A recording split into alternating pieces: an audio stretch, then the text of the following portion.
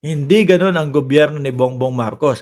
'Pag nandiyan na ang solusyon, ilatag na doon sa mga nangangailangan. Which is, yung mga paulit-ulit ho na naghahanap ng 20 pesos na bigas. Kakamping ba yon? Hindi ko nakitaan ang kakamping na naghanap ng 20 pesos. Supporter ba ni Pangulong Bongbong Marcos yun? Hindi ko nakitaan na naghahanap ng 20 pesos na bigas. Bagkos, puro DDS lang po ang naghahanap ng 20 pesos na bigas. Feeling ko nga ho, yan na lang mga yan ang mga ano ang natitirang mahihirap sa Pilipinas eh. Di ba? Baka mga namayat na ho yan, baka mga payatot na ho yan, mga kababayan. Oh, dahil hindi lumalabas yung 20 pesos na bigas. Eto, nagkaroon po ng 20 pesos na bigas. Eh sorry, pinulitika ni Inday Sara Duterte. Gutom ulit muna kayo. 'Di ba? Speaking of Inday Sara Duterte, mga boss, ay pinagtatanggol si Pulongski. Ano po? Pinagtatanggol ni Pulong, pinagtatanggol ho ni Inday Sara Duterte si Pulong, mga kababayan. Pakinggan, tingnan nyo ho ha. Eto, panoorin nyo. Oh, ayan. No? Babasahin ko para sa inyo. No? Ayan, si Inday Sara Duterte. Si BP. Every time na magkakaroon daw ho, mga kababayan, ng issue, every time na nagkakaroon sila ng issue, no? Malaking issue na kabalbalan ang ginagawa nila. Ang kanilang pang-cover sa mga issue na ito ay atakihin yung kalaban nila sa politika. Tulad nga ng sinabi ko, blanco yung budget, nag-file sila ng impeachment, no? Hanggang ngayon naman po hindi naman po napapatunayan yung blanco-blanco nila, sila-sila lang ho yun. Pero yung impeachment to, tayo mga kababayan, mamamayang Pilipino, alam natin at naiintindihan natin, no? Yung tungkol sa impeachment ni Inday Sara Duterte. Una, confidential funds, mga kababayan. Confidential funds, hindi maipaliwanag. Saan nagasto, saan napunta yung mga confidential funds na ipinagkatiwala po kay BP Sara, mga bossing. Sino si Mary Grace Piato, sino si Kokoy Villamin, sino pa sila Jugs de Asim, etc. At kung sino-sino pa ho. Hindi ho mapaliwanag, mga kababayan. Di po ba? So alin ho ang mas nagmumuka dito, mga boss chief amo sir, na nang i-issue lang? Yung Kongreso na meron po silang mga ipinapakita sa atin na mga resibo na ipinasa po ng OBP at ipinasa po ng DepEd, ipinasa po sa COA at ang COA naman ay ipinakita o ibinigay sa Kongreso. Na doon po nakabase yung mga congressman, mga kababayan.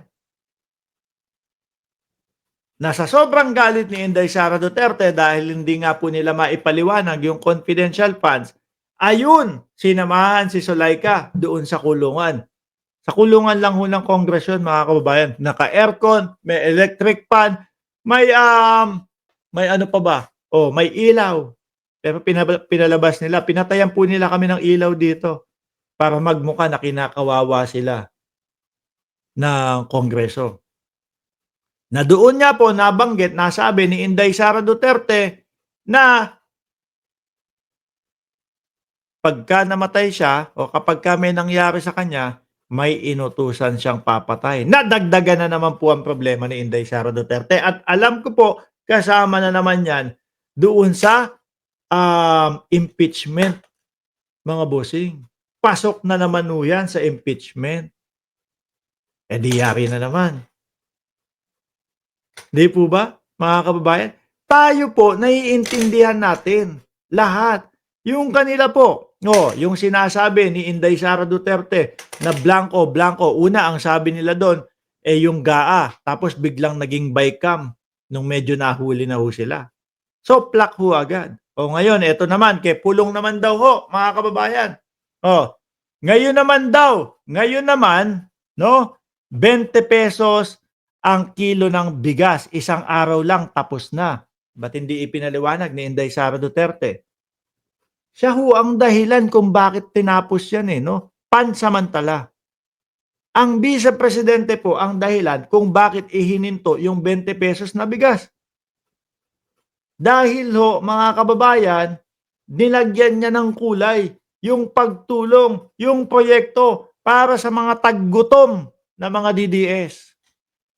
Oh, pamumulitika yan. Pambayad sa boto ng mga ano yan, mga kapwa natin Pilipino. Na imbis na ho sana, araw-araw makakabili ng ₱20 na bigas yung mga taggutom na mga DDS. Ano po ang napala? Dahil binigyan ng kulay, binigyan ng issue, pinulitika ni Inday Sara Duterte. Gutom na naman ho hanggang matapos ang eleksyon. Ngayon daw, no, yun daw kasi ang issue diyan ₱20 na bigas na nahinto daw, no? Ngayon daw para mapagtakpan daw ho yun, mga kababayan, ay bigla daw um, ay bigla na lang mayroong nag-file ng complaint kay Congressman Pulong. At eto na ho, mga kababayan, yung nakita nating video, yung ipinalabas na video na si Pulong Duterte ho, Congressman Pulong Duterte, nakagano'n oh, gano'n oh, sa isang araw ho o kung kailanman, mga kababayan. Kaya ko po pina-subscribe sa inyo si Nino Barsaga, si Kap Nino. Meron pong puputok po yung pangalan niya ni Kap Nino, mga bossing, sa mga susunod na mga araw ho. Baka nga ngayong araw, no?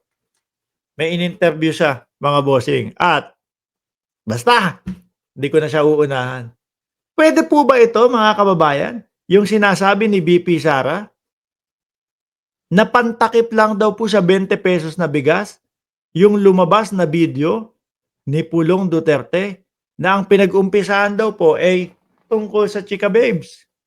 Oh, 6 na babae at may mga nabanggit pa nga dun na mga Chinese. At mga bossing naman, nakita ho natin yung video. At ano po ang sabi ni Pulong Duterte, mga kababayan? Eto dito ano siya dito medyo huli siya na talagang siya talaga yon, no?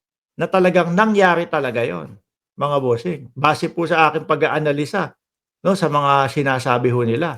Eto, si Pulong, hahanapin ko si Pulong. Andali, nasaan ba yun? Ia-up ko pa pala. Wait lang.